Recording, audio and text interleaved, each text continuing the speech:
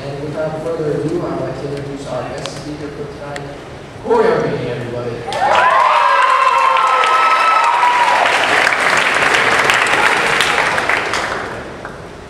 Thank you, Alex. Been fun watching you grow over the past 4 years from a shy, quiet freshman to a young man.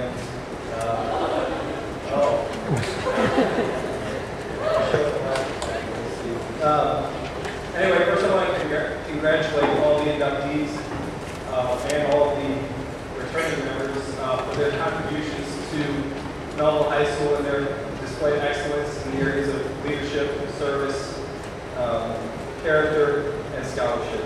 So congratulations to all of you. I want to thank all of the parents and other students, faculty, staff, administrators for coming out to share this special event. When I received a call from Mr. Adam last week asking me to do this, I had a few hesitations. I was grateful for the honor, but I was a little concerned. First of all, Mr. Adam, I asked Mr. Adam, so what do I need to talk about? And his response was, whatever you want to talk about. So thanks for the guidance. Really appreciate it. Your leader, Mr. Adam. Another concern I had is that math teachers are fairly boring most of the time.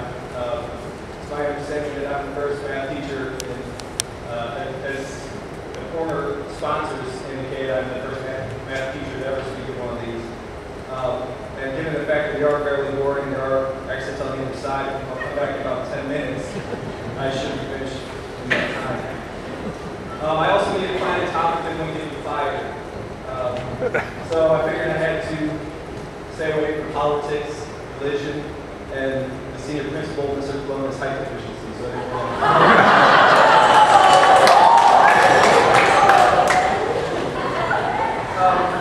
So what I did choose to talk about tonight was character, one of the four values that we have all demonstrated excellence in. To preface this talk, I want to quickly tell you about my grandfather, Arbini, who taught me a lot about character.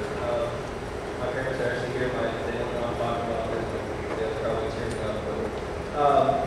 He was a little 5'8" guy born in Italy and worked for the St. Louis Public Schools and St. Louis Cardinals from 1966 until he passed away in 1993. And you'll see how he relates to this in a second, but this speech is in memory of him. Many times speeches are quickly forgotten.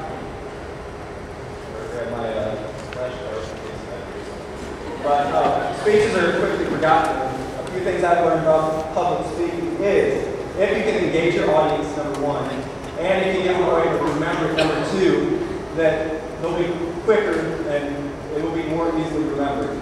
So I need to engage my audience here, and these are most of the students I have as freshmen. I'm over too. And the way that I came up to, for you to maybe remember tonight, is in math we have a mnemonic device that you should all know called Please Excuse My Dear Aunt Sally. How many of you know what that means? If you don't, maybe you shouldn't be here. So I'm going to happily raise one of my former students. I'm going to ask her, call on her to quickly explain what Please Excuse My Dear Aunt Sally refers to. Wow, please excuse my dear Aunt Sally's order of operations in which you use to solve equations, and the P stands for parentheses, the E stands for exponents, your please excuse my N stands for multiplication, the D stands for division, the A stands for addition, and the subtraction is yes. And you move from left to right whenever it's multiplication, division, subtraction, or addition. And I learned that from Mr. Arbini.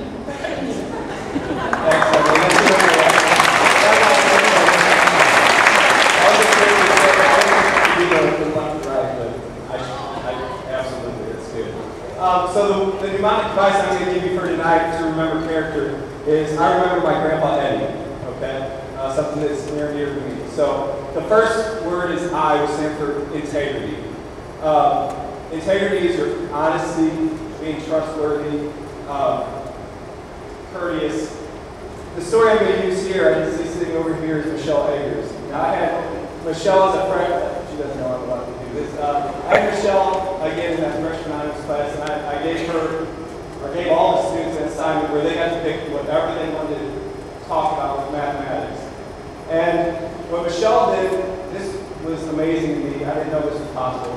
She took a master lock and showed that you can come up with a mathematical algorithm to down the possible combinations from 64,000 options to 80 options.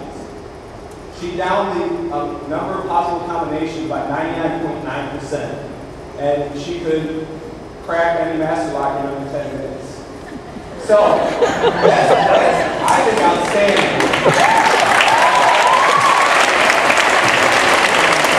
But my point here is, Michelle, you cracked any master locks this morning? Okay, there we go. Thank you for that. Okay. The next one, R, respect. Okay. How many of you at some point have either broken curfew, not cleaned your room when your parents said, something along, talked while teachers talking? Oh, some people are so good they can't put their hand up. But, you know, that's a matter of having and demonstrating personifying respect. So that's a challenge that folks to each of you is, parents, you can thank me for this later. Next time your parent asks you to clean your room or take out the trash, be respectful, don't complain, just go ahead and do it. I know with this group of students at Mehlville High School probably is not that big of an issue, but we just want to continue.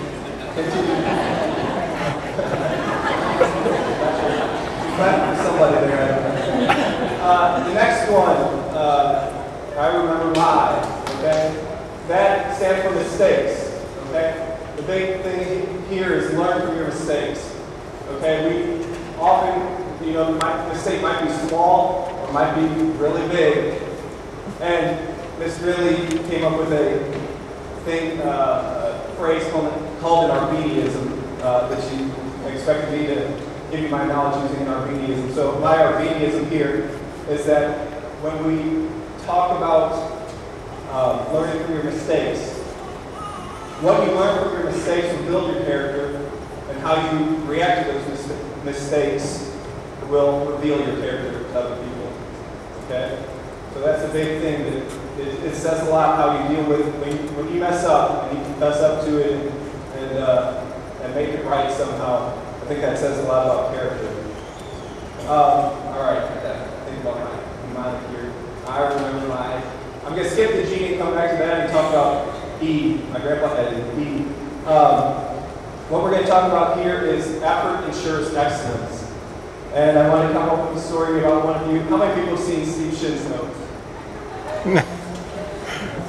All right. Who wouldn't mind saying something? Brittany, you see Steve's notes? Will you say something? Do you know what they look like? Are you scared to talk? Will you talk about Steve Shin's notes for a second? They're ridiculous. Like, I've never seen them. They're like everything the teacher could say in Steve's words, which is because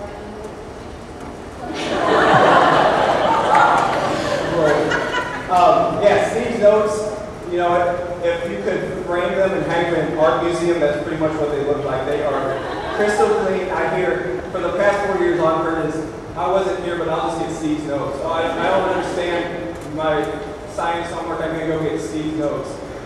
Steve is truly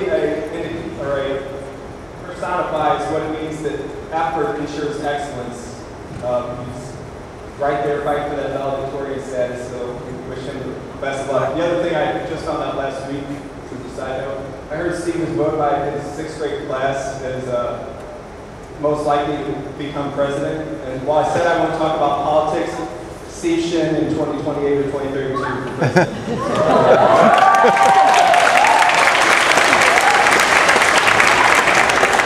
The last one I'm going to talk about is gratitude.